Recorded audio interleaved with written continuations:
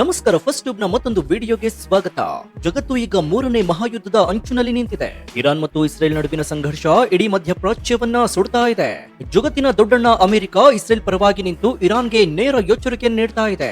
ನೀವೇನಾದ್ರೂ ಇಸ್ರೇಲ್ ಮೇಲೆ ಮತ್ತೆ ದಾಳಿ ಮಾಡಿದ್ರೆ ನಿಮ್ಮನ್ನ ಭೂಪಟದಿಂದಲೇ ಅಳಿಸಿ ಹಾಕ್ತೀನಿ ಅಂತ ಅಮೆರಿಕದ ನಾಯಕರು ಗುಡುಕ್ತಾ ಇದ್ದಾರೆ.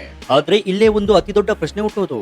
ಇರಾನ್ ದೇಶವನ್ನ ಬೆದರಿಸುವ ಇರಾಕ್ನ ಸದಾಂ ಹುಸೇನ್ ನನ್ನ ನೇಣಿಗೆ ಇರಿಸಿದ, ಅಫ್ಘಾನಿಸ್ತಾನದಲ್ಲಿ ಬಾಂಬ್ ಮಳೆಗರೆದಿದ್ದಂತಹ ಸಿರಿಯಾವನ್ನ ಧ್ವಂಸ ಮಾಡಿದ ಇದೇ ಅಮೆರಿಕ ಏಷ್ಯಾ ಖಂಡದ ಒಂದು ಮೂಲೆಯಲ್ಲಿರುವಂತಹ ಆರ್ಥಿಕವಾಗಿ ತೀರಾ ಹಿಂದುಳಿದಿರುವ ಉತ್ತರ ಕೊರಿಯಾ ದೇಶವನ್ನ ಕಂಡ್ರೆ ಮಾತ್ರ ಯಾಕೆ ಮೈಪರಿಚಿಕೊಳ್ಳುತ್ತೆ? ಇರಾನ್ ಮೇಲೆ ಕ್ಷಣಾರ್ಧದಲ್ಲಿ ದಾಳಿ ಮಾಡುವ ಧೈರ್ಯ ತೋರುವ ಅಮೆರಿಕ ಉತ್ತರ ಕೊರಿಯಾದ ಸರ್ವಾಧಿಕಾರಿ ಕಿಮ್ ಜಾಂಗ್ ಉನ್ ಅನ್ನ ಮುಟ್ಟಲು ಯಾಕೆ ನಡುತ್ತಾ ಇದ್ದಾನೆ? ಡೊನಾಲ್ಡ್ ಟ್ರಂಪ್ ರಂತಹ ಅತಿರೇಕದ ನಾಯಕ ಕೂಡ ಕಿಮ್ ಜಾಂಗ್ ಉನ್ ಅನ್ನ ಎದುರುಹಾಕೊಳ್ಳೋದಕ್ಕೆ ಎದುರೋದು ಯಾಕೆ? ಅವರ ಜೊತೆ ಮಾತುಕತೆಯನ್ನು ನಡೆಸಿ ಕೈ ಕುಲ್ಕೋದು ಯಾಕೆ? ಒಂದ್ ವೇಳೆ ಈಗ ನಡೀತಾ ಇರುವ ಇರಾನ್ ಇಸ್ರೇಲ್ ಅಮೆರಿಕ ಯುದ್ಧದ ಕಣಕ್ಕೆ ಕಿಮ್ ಜಾಂಗ್ ಉನ್ ಎಂಟ್ರಿ ಕೊಟ್ರೆ ಏನಾಗುತ್ತೆ? ಆತ ಯಾರಿಗೆ ಸಪೋರ್ಟ್ ಮಾಡ್ತಾನೆ? ಅಮೆರಿಕ ಯಾಕೆ ಕಿಮ್ ನನ್ನ ಮುಟ್ಟಲು ಹೋದ್ರೆ ತನ್ನದೇ ಸರ್ವನಾಶ ಅಂತ ಹೆದರ್ತಾ ಇದೆ? ಇವತ್ತಿನ ಈ ವಿಡಿಯೋದಲ್ಲಿ ನಾವು ಅಮೆರಿಕದ ಈ ಅತಿ ದೊಡ್ಡ ಭಯದ ಹಿಂದಿರುವ 7 ಆಘಾತಕಾರಿ ಕಾರಣವನ್ನ ಎಳೆಯಾಗಿ ಬಿಚ್ಚಿಡ್ತೀವಿ. ಸೊ ಈ ವಿಡಿಯೋವನ್ನ ಮಿಸ್ ಮಾಡದೆ ಕೊನೆವರೆಗೂ ನೋಡಿ, ಯಾಕಂದ್ರೆ ಈ ವಿಡಿಯೋದಲ್ಲಿ ಈ ಯುದ್ಧದ ಅಸಲಿ ಮುಖವಾಡವನ್ನ ಕಳಿಸ್ತೀವಿ. ವಿಡಿಯೋವನ್ನ ಶುರು ಮಾಡೋಣ. ಆದ್ರೆ ಅದಕ್ಕೂ ಮುನ್ನ, ಈ ಯುದ್ಧದಲ್ಲಿ ಉತ್ತರ ಕೊರಿಯಾದ ಸರ್ವಾಧಿಕಾರಿ ಕಿಮ್ ಜಾಂಗ್ ಉನ್ ಇರಾನ್ಗೆ ಸಪೋರ್ಟ್ ಮಾಡ್ಬೇಕಾ ಅಥವಾ ಅಮೆರಿಕಾಗೆ ಸಪೋರ್ಟ್ ಮಾಡ್ಬೇಕಾ? ನಿಮ್ಗೇನನ್ಸುತ್ತೆ ಅಂತ ಕಮೆಂಟ್ ಮಾಡಿ ಹಾಗೂ ವಿಡಿಯೋಗೆ ಲೈಕ್ ಕೊಡಿ. ಪ್ರಸ್ತುತ ನಡೀತಾ ಇರುವ ಇರಾನ್ ಇಸ್ರೇಲ್ ಮತ್ತು ಅಮೆರಿಕ ನಡುವಿನ ಹೈ ವೋಲ್ಟೇಜ್ ಯುದ್ಧದ ವಾತಾವರಣಕ್ಕೆ ಕಿಮ್ ಎಂಟ್ರಿ ಕೊಟ್ರೆ ಏನಾಗುತ್ತೆ? ಕಿಮ್ ಯಾರಿಗೆ ಸಪೋರ್ಟ್ ಮಾಡ್ತಾನೆ? ಇದಕ್ಕೆ ಉತ್ತರ ಬಹಳ ಸ್ಪಷ್ಟ. ಕಿಮ್ ಜಾಂಗ್ ಉನ್ ಖಂಡಿತವಾಗಿಯೂ ಇರಾನ್ ಪರವಾಗಿ ನಿಲ್ತಾನೆ. ಅಮೆರಿಕ ಅಂದ್ರೆ ಕಿಮ್ಗೆ ಮೊದಲಿನಿಂದಲೂ ಕೂಡ ರಕ್ತ ಕುದಿಯುವಷ್ಟು ಕೋಪ. ಅಮೆರಿಕವನ್ನ ವಿರೋಧಿಸುವ ಯಾವುದೇ ದೇಶಕ್ಕೆ ಸಹಾಯ ಮಾಡಲು ಕಿಮ್ ಸದಾ ಸಿದ್ಧನಿರ್ತಾನೆ. ಈಗಾಗಲೇ ಹಲವು ವರದಿಗಳ ಪ್ರಕಾರ ಹಮಾಸ್ ಉಗ್ರರು ಇಸ್ರೇಲ್ ಮೇಲೆ ದಾಳಿ ಮಾಡಲು ಬಳಸಿದ ಆಯುಧಗಳಲ್ಲಿ ಉತ್ತರ ಕೊರಿಯಾ ನಿರ್ಮಿತ F-7 ರಾಕೆಟ್ಗಳು ಪತ್ತೆಯಾಗಿವೆ. ಅಂದ್ರೆ ಕಿಮ್ ಈಗಾಗಲೇ ಹಿಂಬಾಗಿಲಿನಿಂದ ಇಸ್ರೇಲ್ ವಿರೋಧಿ ಪಡೆಗಳಿಗೆ ಶಸ್ತ್ರಾಸ್ತ್ರಗಳನ್ನ ಪೂರೈಕೆ ಮಾಡ್ತಾ ಇದ್ದಾನೆ. ಒಂದ್ ವೇಳೆ ಅಮೆರಿಕ ಇರಾನ್ ಮೇಲೆ ಪೂರ್ಣ ಪ್ರಮಾಣದ ಯುದ್ಧವನ್ನ ಸಾರಿದ್ರೆ ಕಿಮ್ ಸುಮ್ಮನೆ ಕೂರುವುದಿಲ್ಲ. ಆತ 2 ಕೆಲಸಗಳನ್ನ ಮಾಡ್ತಾನೆ. ಮೊದಲನೆಯದು ಶಸ್ತ್ರಾಸ್ತ್ರಗಳ ಪೂರೈಕೆ. ಇರಾನ್ಗೆ ತನ್ನ ಅತ್ಯಾಧುನಿಕ ಕ್ಷಿಪಣಿ ತಂತ್ರಜ್ಞಾನವನ್ನ ರಹಸ್ಯವಾಗಿ ರವಾನಿಸಬಹುದು. ಇರಾನ್ ಬಳಿ ಇರುವಂತಹ ಹಲವು ಬ್ಯಾಲಿಸ್ಟಿಕ್ ಕ್ಷಿಪಣಿಗಳ ವಿನ್ಯಾಸ ಉತ್ತರ ಕೊರಿಯಾದ ನಕಲು ಎಂಬುದು ಜಗಜ್ಜಾಹೀರಾಗಿದೆ. ಇನ್ನು ಎರಡನೆಯದಾಗಿ ಪೆಸಿಫಿಕ್ ನಲ್ಲಿ ಯುದ್ಧದ ಕಿಡೆ. ಅಮೆರಿಕದ ಗಮನವನ್ನ ಮಧ್ಯಪ್ರಾಚ್ಯದಿಂದ ಬೇರೆಡೆಗೆ ಸೆಳೆಯಲು ಕಿಮ್ ದಕ್ಷಿಣ ಕೊರಿಯಾ ಅಥವಾ ಜಪಾನ್ ಸಮುದ್ರದ ಕಡೆಗೆ ತನ್ನ ಕ್ಷಿಪಣಿಯನ್ನು ಉಡಾಯಿಸಬಹುದು. ಇದು ಅಮೆರಿಕವನ್ನ 2 ರಂಗದಲ್ಲಿ ಯುದ್ಧ ಮಾಡುವಂತೆ ಒತ್ತಾಯಿಸುತ್ತೆ. ಒಂದು ಕಡೆ ಇರಾನ್, ಇನ್ನೊಂದು ಕಡೆ ಉತ್ತರ ಕೊರಿಯಾ. ಅಮೆರಿಕದ ಸೇನೆ ಎಷ್ಟೇ ಬಲಶಾಲಿಯಾಗಿದ್ರೂ ಕೂಡ ಏಕಕಾಲದಲ್ಲಿ 2 ವಿಭಿನ್ನ ಖಂಡಗಳಲ್ಲಿ 2 ಅಣ್ವಸ್ತ್ರ ಸಾಮರ್ಥ್ಯವಿರುವ ಶತ್ರುಗಳನ್ನ ಎದುರಿಸುವುದು ಅಸಾಧ್ಯದ ಮಾತು. ಇದೇ ಕಾರಣಕ್ಕೆ ಡೊನಾಲ್ಡ್ ಟ್ರಂಪ್ ತಮ್ಮ ಅಧಿಕಾರಾವಧಿಯಲ್ಲಿ ಕಿಮ್ ನನ್ನ ಒಲಿಸಿಕೊಳ್ಳಲು ಪ್ರಯತ್ನಿಸಿದ್ದು, ಕಿಮ್ ಜೊತೆ ಸ್ನೇಹ ಬೆಳೆಸಿದ್ರೆ ಆತನನ್ನ ಚೀನಾ ಅಥವಾ ರಷ್ಯಾದಿಂದ ದೂರ ಮಾಡಬಹುದು ಎಂಬುದು ಟ್ರಂಪ್ ಲೆಕ್ಕಾಚಾರವಾಗಿತ್ತು. ಟ್ರಂಪ್ಗೆ ಗೊತ್ತು, ಕಿಮ್ ನನ್ನ ಯುದ್ಧದಿಂದ ಗೆಲ್ಲುವುದು ಅಸಾಧ್ಯ, ಕೇವಲ ಡಿಪ್ಲೊಮಸಿ ಅಥವಾ ಒಪ್ಪಂದಗಳ ಮೂಲಕ ಮಾತ್ರ ಶಾಂತವಾಗಿಡಬಹುದು ಅಂತ. ಟ್ರಂಪ್ ಇರುವ ಭಯ ಮಿಶ್ರಿತ ಗೌರವ ಕಿಮ್ನ ನಿಜವಾದ ತಾಕತ್ತನ್ನ ತೋರಿಸುತ್ತೆ. ಅಮೆರಿಕ ಕಿಮ್ನನ್ನ ಮುಟ್ಟದಿರಲು ಮೊದಲನೇ ಕಾರಣ ಆತನ ಬಳಿ ಇರುವಂತಹ ದೈತ್ಯ ಕ್ಷಿಪಣಿಗಳು, ಮಿಸೈಲ್ಗಳು. ಹೌದು, ಅಮೆರಿಕ ಜಗತ್ತಿನ ಯಾವುದೇ ಮೂಲೆಯಲ್ಲಿದ್ರೂ ಅಲ್ಲಿಗೆ ತಲುಪಬಲ್ಲಂತಹ ಅತ್ಯಾಧುನಿಕ ಕ್ಷಿಪಣಿಗಳು ಕಿಮ್ ಬಳಿ ಇವೆ. ಇದರಲ್ಲಿ ಪ್ರಮುಖವಾದದ್ದು ಹೋಸಂಗ್ 17. ಇದು ಸಾಮಾನ್ಯ ಕ್ಷಿಪಣಿಯಲ್ಲ, ಜಗತ್ತಿನ ಅತಿದೊಡ್ಡ ಮೊಬೈಲ್ ಇಂಟರ್ ಕಾಂಟಿನೆಂಟಲ್ ಬ್ಯಾಲಿಸ್ಟಿಕ್ ಕ್ಷಿಪಣಿ ಆಗಿದೆ. ಬರೋಬ್ಬರಿ 85 ಅಡಿ ಉದ್ದದ ಈ ಕ್ಷಿಪಣಿಯ ರೇಂಜ್ ಅಥವಾ ವ್ಯಾಪ್ತಿ ಎಷ್ಟು ಗೊತ್ತಾ? 15,000 ಕಿಲೋಮೀಟರ್. ಅಂದ್ರೆ ಪ್ಯಾಂಗ್ಯಾಂಗ್ ನಲ್ಲಿ ಕುಳಿತು ಬಟನ್ ಒತ್ತಿದ್ರೆ ಸಾಕು, ಅದು ನೇರವಾಗಿ ಅಮೆರಿಕದ ವಾಷಿಂಗ್ಟನ್ ಡಿಸಿ, ನ್ಯೂಯಾರ್ಕ್ ಅಥವಾ ಲಾಸ್ ಏಂಜಲೀಸ್ ನಗರಗಳ ಮೇಲೆ ನಿಖರವಾಗಿ ತಲುಪಬಲ್ಲದು. ಇದಷ್ಟೇ ಅಲ್ಲ, ಇದು ಒಮ್ಮೆಗೆ ಅನೇಕ ಅಣುಸಿಡಿತಳೆಗಳನ್ನ ಹೊತ್ತೊಯ್ಯಬಲ್ಲದು. ಅಂದ್ರೆ ಒಂದು ಕ್ಷಿಪಣಿ ಬಂದು 4 ಬೇರೆ ಬೇರೆ ನಗರಗಳ ಮೇಲೆ ಬಾಂಬ್ ಅನ್ನ ಹಾಕಬಹುದು. ಇನ್ನು ಎರಡನೇ ಕಾರಣ ಕಿಮ್ನ ತತ್ಕ್ಷಣದ ದಾಳಿಯ ಸಾಮರ್ಥ್ಯ. ಮೊದಲೆಲ್ಲ ಉತ್ತರ ಕೊರಿಯಾದ ಕ್ಷಿಪಣಿಗಳಿಗೆ ಲಿಕ್ವಿಡ್ ಫ್ಯೂಲ್ ಅಂದ್ರೆ ದ್ರವ ಇಂಧನ ತುಂಬಬೇಕಾಗಿತ್ತು. ಇದಕ್ಕೆ ಗಂಟೆಗಟ್ಟಲೆ ಸಮಯ ಹಿಡಿತಾ ಇತ್ತು. ಈ ಸಮಯದಲ್ಲಿ ಅಮೆರಿಕದ ಸ್ಯಾಟಲೈಟ್ ಗಳು ಇದನ್ನ ಪತ್ತೆ ಹಚ್ಚಿ ಕ್ಷಿಪಣಿ ಉಡಾವಣೆಗೂ ಮುನ್ನವೇ ದಾಳಿ ಮಾಡಿ ನಾಶಪಡಿಸಬಹುದಾಗಿತ್ತು. ಆದ್ರೆ ಈಗ ಕಿಮ್ ಹೋಸಂಗ್ 18 ಎಂಬಂತಹ ಹೊಸ ಅಸ್ತ್ರವನ್ನ ಸೃಷ್ಟಿ ಮಾಡಿದ್ದಾನೆ. ಇದು ಸ್ಯಾಲಿಡ್ ಫ್ಯೂಲ್ ನ ಕ್ಷಿಪಣಿಯಾಗಿದ್ದು, ಅಂದ್ರೆ ಇದಕ್ಕೆ ಮೊದಲೇ ಇಂಧನವನ್ನ ತುಂಬಿಡಲಾಗಿರುತ್ತೆ. ಕೇವಲ ಒಂದೇ 1 ನಿಮಿಷ ಒಳಗೆ ಇದನ್ನ ಲಾಂಚ್ ಮಾಡಬಹುದು. ಅಮೆರಿಕದ ರಾಡರ್ ಗಳ ಅಥವಾ ಸ್ಯಾಟಲೈಟ್ ಗಳಿಗೆ ಎಚ್ಚೆತ್ತುಕೊಳ್ಳಲು ಕನಿಷ್ಠ ಸಮಯವೂ ಕೂಡ ಸಿಗುವುದಿಲ್ಲ. ಕಿಮ್ ಕಣ್ಸನ್ನೆ ಮಾಡಿದ ಮರುಕ್ಷಣವೇ ಕ್ಷಿಪಣಿ ಅಮೆರಿಕದತ್ತ ಹಾರು ಹೋಗುತ್ತೆ. ಇದೇ ಕಾರಣಕ್ಕೆ ಟ್ರಂಪ್ ಆಗಲಿ ಬೈಡೆನ್ ಆಗಲಿ ಕಿಮ್ ನನ್ನ ಕೆಣಕಲು ಹೆದರ್ತಾ ಇದ್ದಾರೆ. ಇನ್ನು ಮೂರನೇ ಮತ್ತು ಅತಿ ಮುಖ್ಯವಾದ ಕಾರಣ ಏನ್ ಗೊತ್ತಾ? ಉತ್ತರ ಕೊರಿಯಾದ ಅಣ್ವಸ್ತ್ರಗಳ ಬಲ. ಇರಾನ್ ಬಳಿ ಅಣ್ವಸ್ತ್ರ ಇದೆ ಎಂಬ ಕೇವಲ ಅನುಮಾನವಿದೆ, ಆದ್ರೆ ಕಿಮ್ ಜಾಂಗ್ ಉನ್ ಬಳಿ ಅಣ್ವಸ್ತ್ರ ಇದೆ ಎಂಬುದು ಇಡೀ ಜಗತ್ತಿಗೆ ಗೊತ್ತಿರುವ ಸತ್ಯ.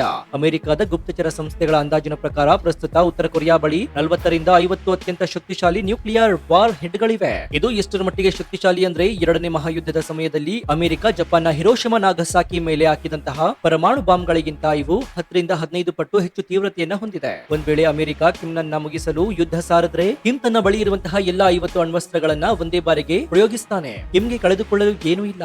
ಆತನ ಧ್ಯೇಯ ವಾಕ್ಯ ಒಂದೇ, ನಾವು ನಾಶವಾದ್ರೆ ನಿಮ್ಮನ್ನು ನಾಶಪಡಿಸ್ತೀವಿ. ಇವೆ. ಈ ಸಿದ್ಧಾಂತವೇ ಅಮೆರಿಕದ ಕೈಗಳನ್ನ ಕಟ್ಟಹಾಕಿದೆ. ಇನ್ನು ನಾಲ್ಕನೇ ಕಾರಣ ಏನಂದ್ರೆ ಅಮೆರಿಕ ಆಪ್ತ ಮಿತ್ರ ರಾಷ್ಟ್ರಗಳು ಕಿಮ್ನ ಬಂದೂಕಿನ ತುದಿಯಲ್ಲಿದ್ದಾವೆ.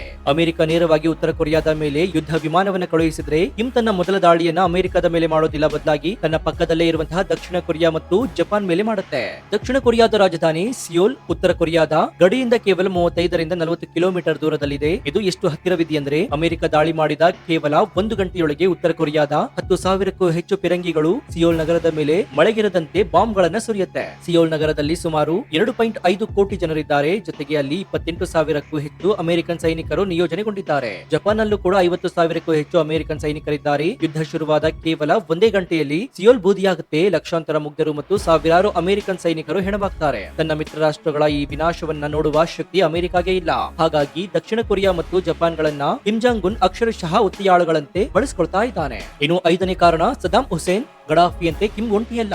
ಅಮೆರಿಕ ಇರಾಕ್ ಮೇಲೆ ದಾಳಿ ಮಾಡಿದಾಗ ಸದ್ದಾಂ ಹುಸೇನ್ ಒಂಟಿಯಾಗಿದ್ದ. ಲಿಬಿಯಾ ಮೇಲೆ ದಾಳಿ ಮಾಡಿದಾಗ ಗಡಾಫಿಗೂ ಯಾರು ಬೆಂಬಲ ಕೂಡ ಇರಲಿಲ್ಲ.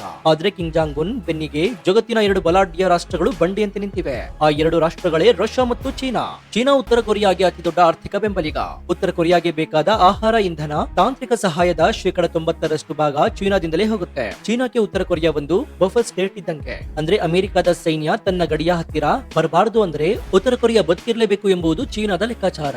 ಇನ್ನು ರಷ್ಯಾದ ಅಧ್ಯಕ್ಷ ವ್ಲಾಡಿಮಿರ್ ಪುಟಿನ್ ಇತ್ತೀಚೆಗೆ ಕಿಮ್ ಜೊತೆ ರಕ್ಷಣಾ ಒಪ್ಪಂದವನ್ನ ಮಾಡ್ಕೊಂಡಿದ್ದಾರೆ. ಉತ್ತರ ಕೊರಿಯಾಗೆ ಸುಧಾರಿತ ಸ್ಯಾಟಲೈಟ್ ತಂತ್ರಜ್ಞಾನ, ನ್ಯೂಕ್ಲಿಯರ್ ಸಬ್ಮೆರಿನ್ ತಂತ್ರಜ್ಞಾನವನ್ನ ರಷ್ಯಾ ಒದಗಿಸ್ತಾ ಇದೆ. ಇದರ ಬದಲಿಗೆ ಉತ್ತರ ಕೊರಿಯಾ ರಷ್ಯಾ ಉಕ್ರೇನ್ ಯುದ್ಧಕ್ಕೆ ಲಕ್ಷಾಂತರ ಶೆಲ್ಗಳು ಮತ್ತು ಶಸ್ತ್ರಾಸ್ತ್ರಗಳನ್ನು ಪೂರೈಸ್ತಾ ಇದೆ. ಇದರ ಅರ್ಥ ಬಹಳ ಸ್ಪಷ್ಟ. ಅಮೆರಿಕ ಏನಾದ್ರೂ ಕಿಮ್ ಜಾಂಗ್ ಉನ್ ಅನ್ನ ಮಟ್ಟ ಹಾಕಲು ಹೋದ್ರೆ ಅದು ಕೇವಲ ಅಮೆರಿಕ ಉತ್ತರ ಕೊರಿಯಾ ಯುದ್ಧವಾಗುವುದಿಲ್ಲ, ಅಲ್ಲಿಗೆ ರಷ್ಯಾ ಮತ್ತು ಚೀನಾ ಸೇನೆಗಳು ಕೂಡ ಎಂಟ್ರಿ ಕೊಡುತ್ತವೆ. ಇದು ಅಧಿಕೃತವಾಗಿ 3ನೇ ಮಹಾಯುದ್ಧಕ್ಕೆ ನಾಂದಿ ಹಾಡುತ್ತೆ. ಈ ಮಹಾಯುದ್ಧವನ್ನ ಎದುರಿಸಲು ಅಮೆರಿಕ ಪ್ರಸ್ತುತ ಸಿದ್ಧವಾಗಿಲ್ಲ. ಇನ್ನು 6ನೇ ಕಾರಣ ಅಂದ್ರೆ ಉತ್ತರ ಕೊರಿಯಾದ ಕಠಿಣ ಭೌಗೋಳಿಕ ರಚನೆ ಮತ್ತು ಬೃಹತ್ ಸೇನೆ. ಉತ್ತರ ಕೊರಿಯಾದ 80% ಭಾಗ ಕಡಿದಾದ ಬೆಟ್ಟಗುಡ್ಡಗಳು ಮತ್ತು ಪರ್ವತಗಳಿಂದ ಕೂಡಿದೆ.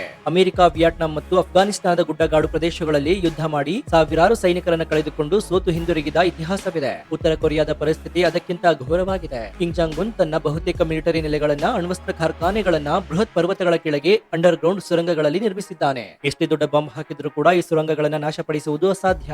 ಇದರ ಜೊತೆಗೆ ಕೇವಲ 2.5 ಕೋಟಿ ಜನಸಂಖ್ಯೆ ಇರುವ ಈ ದೇಶದಲ್ಲಿ 12 ಲಕ್ಷ ಸಕ್ರಿಯ ಸೈನಿಕರಿದ್ದಾರೆ. ಇದು ಜಗತ್ತಿನ 4ನೇ ಅತಿ ದೊಡ್ಡ ಭೂಸೇನೆಯಾಗಿದೆ. ಇನ್ನು 7ನೇ ಕಾರಣ ಏನಂದ್ರೆ ಮಾಸ್ಟರ್ ಆಫ್ ಸೀಕ್ರೆಟ್ಸ್. ಅಮೆರಿಕದ ಗುಪ್ತಚರ ಸಂಸ್ಥೆ CIA ಇಡೀ ಜಗತ್ತಿನ ಮಾಹಿತಿಯನ್ನ ಕದಿಯಬಲ್ಲದು. ಇರಾನ್ನ ಪ್ರತಿಯೊಬ್ಬ ವಿಜ್ಞಾನಿ ಎಲ್ಲಿದ್ದಾನೆ, ಏನ್ ಮಾಡ್ತಾ ಇದ್ದಾನೆ ಎಂಬ ಮಾಹಿತಿ ಅವರಿಗಿರುತ್ತೆ. ಆದ್ರೆ ಉತ್ತರ ಕೊರಿಯಾದಲ್ಲಿ CIA ಸಂಪೂರ್ಣ ಬ್ಲೈಂಡ್ ಆಗಿರುತ್ತೆ. ಉತ್ತರ ಕೊರಿಯಾ ಹೊರ ಜಗತ್ತಿನೊಡನೆ ಯಾವುದೇ ಇಂಟರ್ನೆಟ್ ಸಂಪರ್ಕ ಹೊಂದಿಲ್ಲ. ಅಲ್ಲಿನ ಜನರು ಹೊರಗಿನವರ ಜೊತೆ ಮಾತನಾಡುವಂತಿಲ್ಲ. ಹೀಗಾಗಿ ಅಮೆರಿಕಾಗೆ ಅಲ್ಲಿನ ರಹಸ್ಯಗಳು, ಸೇನಾ ನೆಲೆಗಳ ನಿಖರ ಮಾಹಿತಿ, ಕಿಮ್ ಎಲ್ಲಿದ್ದಾನೆ, ಎಲ್ಲಿ ಮಲಗ್ತಾ ಇದ್ದಾನೆ, ಎಲ್ಲಿ ಓಡಾಡ್ತಾ ಇದ್ದಾನೆ ಎಂಬ ಲೊಕೇಶನ್ ಸಿಗುವುದೇ ಇಲ್ಲ. ಗುಪ್ತಚರ ಮಾಹಿತಿಯ ಕೊರತೆಯಿಂದಾಗಿ ಅಮೆರಿಕ ನಿಖರವಾದ ವೈಮಾನಿಕ ದಾಳಿ ಮಾಡಲು ಸಾಧ್ಯವೇ ಇಲ್ಲ. ಇಲ್ಲಿ ಹೊಡಿಬೇಕು ಎಂಬುದು ಅಮೆರಿಕಾಗೆ ಗೊತ್ತೇ ಇಲ್ಲ.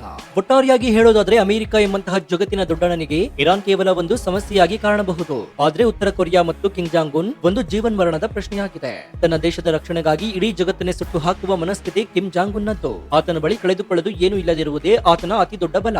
ಈ ಕಾರಣಕ್ಕಾಗಿ ಇರಾನ್ ಮೇಲೆ ಗುಡುಕ್ತಾ ಇರುವ ಅಮೆರಿಕ ಕಿಮ್ನ ಹೆಸರು ಕೇಳಿದ ತಕ್ಷಣ ಮೌನಕ್ಕೆ ಶರಣಾಗ್ತಾನೆ. ಇರಾನ್ ಇಸ್ರೇಲ್ ಸಂಘರ್ಷ ಮುಂದಿನ ದಿನಗಳಲ್ಲಿ ಯಾವ ತಿರುವು ಪಡೆದುಕೊಳ್ಳುತ್ತೆ, ಈ ಬೆಂಕಿಗೆ ಕಿಮ್ ಜಾಂಗ್ ಉನ್ ತುಪ್ಪ ಸುರಿತಾನ, ಕಾದ್ ನೋಡ್ಬೇಕಾಗಿದೆ. ಸೊ ಈ ಬಗ್ಗೆ ನಿಮ್ಮ ಅಭಿಪ್ರಾಯ ಏನು ಅಂತ ಕಮೆಂಟ್ ಮಾಡಿ ಹಾಗೂ ವಿಡಿಯೋಗೆ ಲೈಕ್ ಕೊಡಿ. ಜೊತೆಗೆ ನೀವಿನ್ನೂ ನಮ್ಮ ಚಾನೆಲ್ ಅನ್ನು ಸಬ್ಸ್ಕ್ರೈಬ್ ಮಾಡ್ಕೊಂಡಿಲ್ಲ ಅಂದ್ರೆ ಈ ಕೂಡಲೇ ಸಬ್ಸ್ಕ್ರೈಬ್ ಮಾಡ್ಕೊಂಡು ಪಕ್ಕದಲ್ಲಿರುವಂತಹ ಬೆಲ್ ಐಕಾನ್ ಅನ್ನು ಪ್ರೆಸ್ ಮಾಡಿ. ಇದರಿಂದ ನಾವು ಹಾಕುವ ಹೊಸ ವಿಡಿಯೋಗಳ ನೋಟಿಫಿಕೇಶನ್ ಮೊದಲು ನಿಮಗೆ ಸಿಗುತ್ತೆ. ಇದಾಗಿತ್ತು ಈ ಕ್ಷಣದ ವಿಶೇಷ. ನೋಡ್ತಾ ಇರಿ ಫಸ್ಟ್ ಟ್ಯೂಬ್ ಕನ್ನಡ. ಧನ್ಯವಾದ.